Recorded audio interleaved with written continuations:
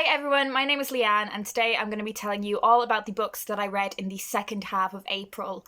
I read quite a few books in the first half of the month, so I did a part 1 to this wrap up, which I will leave linked down below in the description. I read 14 books in total, 6 of which that I'm going to talk to you about today, and along the way I will tell you how I got along with my OWL's readathon and what qualifications I got for that readathon. This month I read Vox by Christina Adulter, and this earned me an OWL in Divination for reading a book set in the future.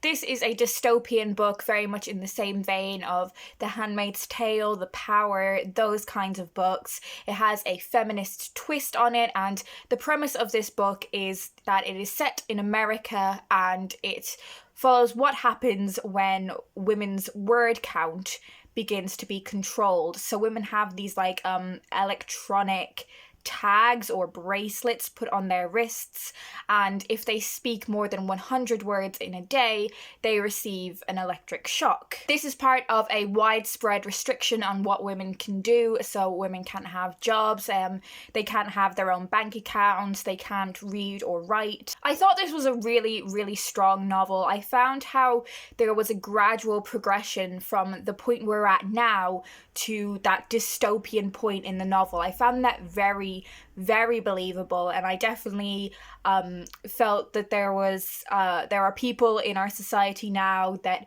would definitely think that the ideas in Vox are a good thing and beneficial. I thought it was really well done how the restrictions on women started small and became much more powerful. I also found how the novel dealt with how young people can be manipulated and brainwashed.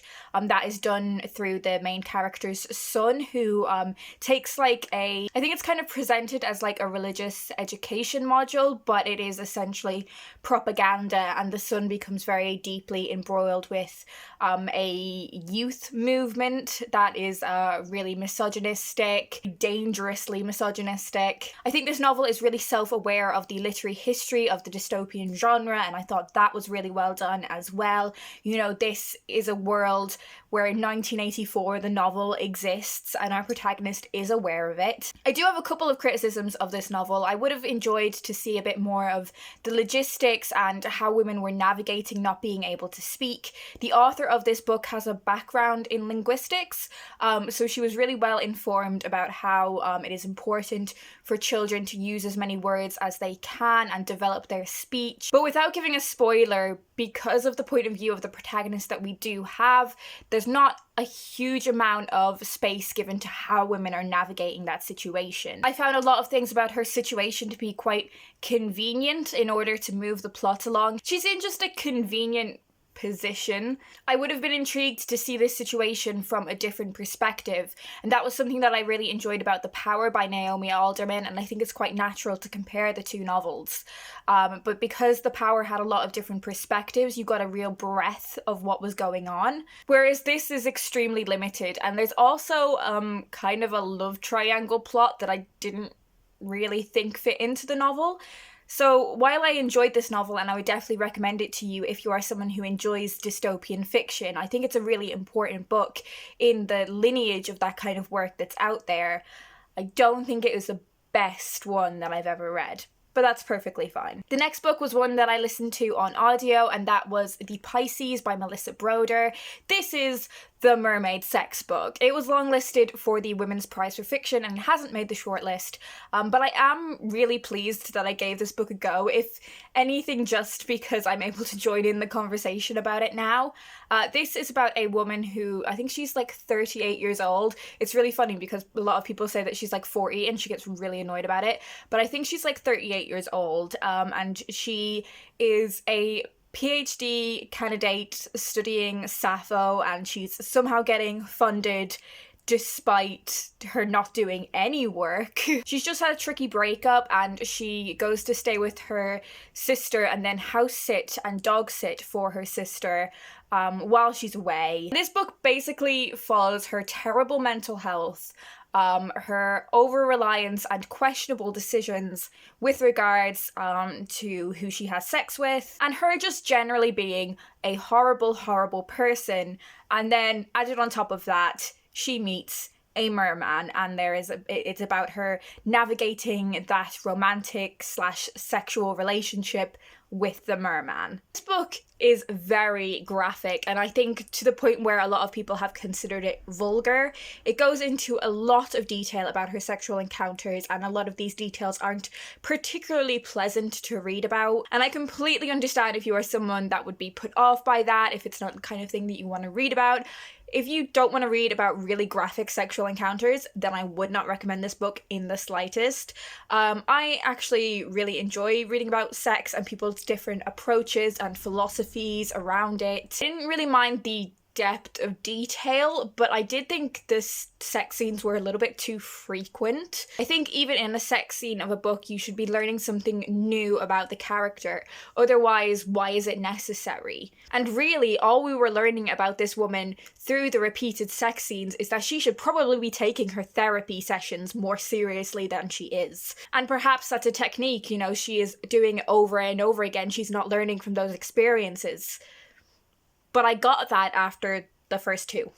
I found a lot of the plot points in this book really predictable. I could see them coming like a mile off. The character is so horrible. She is so misogynistic and sexist towards other women. She's so horrible.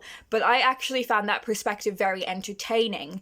So I think I really would have enjoyed this book if it was much shorter. I think there was a lot of filler in this book that didn't need to be there. So for those reasons, I'd be very reluctant to recommend The Pisces to anyone. But if after what I've said your interest has been piqued and you want to read it out of pure curiosity because I did, then I think it's definitely worth reading and developing your own opinion on. The next book I finished was Cersei by Madeline Miller. This is another book that was on the Women's Prize long list and it is now on the short list. So I'm really pleased that I read this one. I am going to do a full video on my thoughts on the Women's Prize shortlist once I have read all the books on it. So this is quite an epic novel about the life of Cersei, who is a figure from Greek mythology. From what I can gather from my very limited knowledge of Greek myth, Cersei is kind of on the periphery of a lot of major Greek stories. And Madeline Miller's version of this story is recentering the character of Cersei and telling her story. Cersei is shunned by her family and she finds herself extremely isolated and she seeks companionship in mortals. Cersei then goes on to develop her powers and understanding of witchcraft, and the passages in this book about witchcraft I found really, really enjoyable, and they felt so real. Like, they felt like if witchcraft was actually a thing, then this is how it would be done. It was definitely moving away from the sort of idea of, it was definitely moving away from the stereotypical weird, uncanny witch. As I said, I found those passages of the novel really, really well done. I think the writing in this book is beautiful.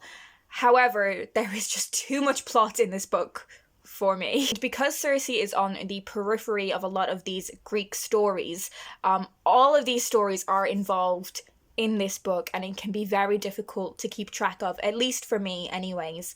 I don't think you need to have an understanding of Greek mythology to get on with this book, but I think it would definitely help you keep track of all the different characters and what is going on. I do think the author did a fantastic job of weaving all of those different story threads into one piece, but it was just a bit too much for me personally to keep up with. So I think if you are someone who will be able to keep track of those threads a little bit better, you will find how the author has handled that incredibly impressive. I really enjoy character-driven stories, books where not necessarily a lot of stuff happens. In fact, quite like The Pisces, where there isn't a huge amount of plot progression, but you get really in-depth into a character. Those are the kinds of books that I prefer, although The Pisces isn't a prime example of the kind of books I prefer.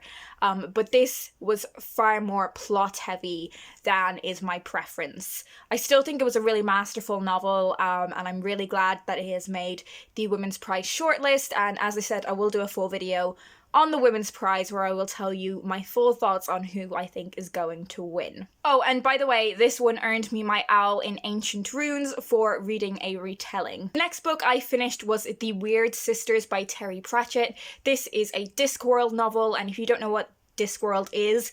I only had a very vague understanding of it until recently, but it is basically this like fantasy world, which is a disc on the back of 4 elephants on the back of a turtle floating through space. And the Discworld series is so vast, and there are so many like different series within the series, I think, and this one I believe is the second book in the Witches series, which is within the Discworld series, I think. I might be completely wrong. But for that reason, it earned me an owl in potions for reading a sequel. I'm not going to give you my full review of this book here because I do have a video coming up in the next week or so where I sit down and talk with my friend Charlotte, who knows a lot more about fantasy and about the Discworld series than I do, and we talk about our thoughts on the Weird Sisters in that video. But overall, I enjoyed reading this book. There were parts of it that I found funny. I really enjoyed how Terry Pratchett crafts his characters, but I think this kind of high fantasy just isn't really for me. The next book I finished was Hard Times by Charles Dickens, and this earned me an owl in History of Magic for reading a book that was over 10 years old. I was really surprised by how much I enjoyed this book, although I know it is quite different from a lot of Dickens' longer novels. I know some of Dickens' other novels are a lot more character and plot focused, whereas this book is much more about exploring an idea and using the plot as a vehicle for exploring that idea. So for that reason, I don't think the plot in this book was particularly strong, but I did find the ideas that Dickens is exploring in this book really, really interesting.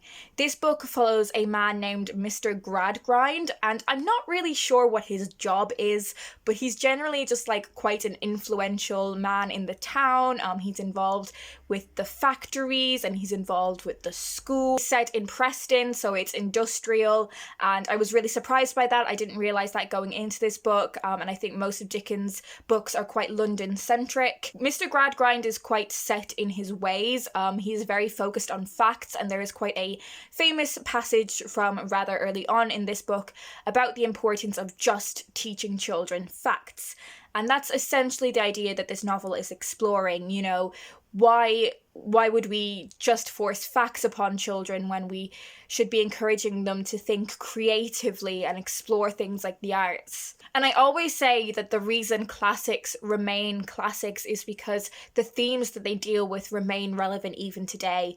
And I think it is so obvious how that idea of needing to nurture creativity is still relevant to contemporary society. Another perspective and idea that I found really interesting was how this book deals with marriage. So there's another character in this book, and I want to say he's called Stephen, but he might not be called Stephen. But essentially, he is married, and he doesn't want to be married anymore because his wife is not very nice, and he meets this other girl and they have like this really, really lovely tender relationship, and essentially he just can't divorce his wife because of the law. And I'm really used to exploring that idea of marriage within Victorian society, but from a woman's perspective. So it was really interesting to see that from a more male-centered viewpoint. I know this book isn't really one that people recommend for getting into Dickens, and this is the first full-length Dickens novel that I've read. I've read a couple of his short stories and I've read A Christmas Carol, but I think this one worked pretty well for me, even though I know it's quite different to some of the funnier, more character and plot-focused novels that he has.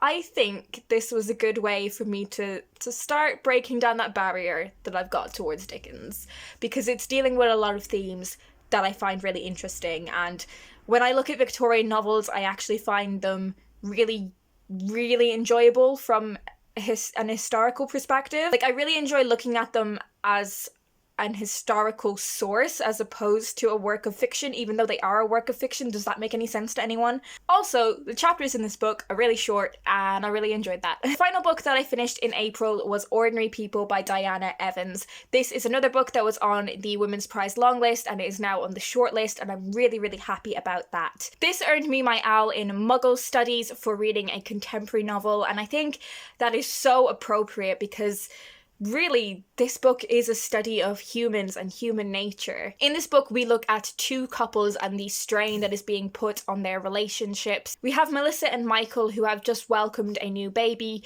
but Melissa is really struggling with that. Michael is under a huge amount of stress and he finds himself struggling to stay faithful to Melissa. Meanwhile, we have Stephanie and Damien, who on the surface seem to be quite happy and settled with their 3 children, but when Damien's father dies, this sends him into a huge amount of difficulty, and that of course affects their relationship. This book is so magnificent in its exploration of being ordinary. This book is so much to do with how you have to readjust your ambitions and goals. It is about unfulfilled promises. It's about your life not turning out exactly as you expected it to turn out and having to recalibrate after the realization of that. It's about how good people can do bad things and be unpleasant and be difficult because they are ordinary people. One thing I will say about this book is that it is very London, which I think will either make or break this book for you. You know, if you're not someone who is familiar with London, or you're not someone that really enjoys London, then that may create a little bit of disconnect for you. But if the opposite is true and you are able to recognize things in this book and understand the places that the author is talking about, then I think that would be a really enjoyable reading experience for you. I was kind of somewhere in the middle. I really enjoyed it being very London focused, and I thought the perspective of people of colour in London was a really valuable one. I do think the London references had a little bit of overkill. There's also a slight magical realism ghostly subplot that happens as part of this book, which I think a lot of people were taken aback by that, but because I'd heard a few reviews of this book where that was mentioned, I wasn't surprised by it. It was something that I was anticipating, and I in fact really enjoyed that aspect of the novel. I think so far, and this may change when I read the 3 books that I have yet to read from the women's long list, I think this may be the one I would like to win. So that is it. They are the books that I read in the second half of April. As I said, if you want to check out the books that I read in the first half of the month, I will leave that first part of the wrap-up linked in the description. Just to recap on my owls, I managed to achieve an owl in every subject apart from astronomy. And you know what? That's fine, because I think, genuinely, if I went to Hogwarts, astronomy would be the subject I would be least interested in taking. So I got qualifications in ancient runes, arithmancy, care of magical creatures, charms, defense against the dark arts, divination, herbology, history of magic, muggle studies, potions, and transfiguration. Let me know down in the comments if you've read any of these books and what you thought of them. I would love to have a little chat about them. Are you keeping up with the Women's Prize shortlist? Do you have a book that you would like to win? Let me know any thoughts that you've got down below. I hope you guys are having a brilliant week, and I will talk to you in my next video.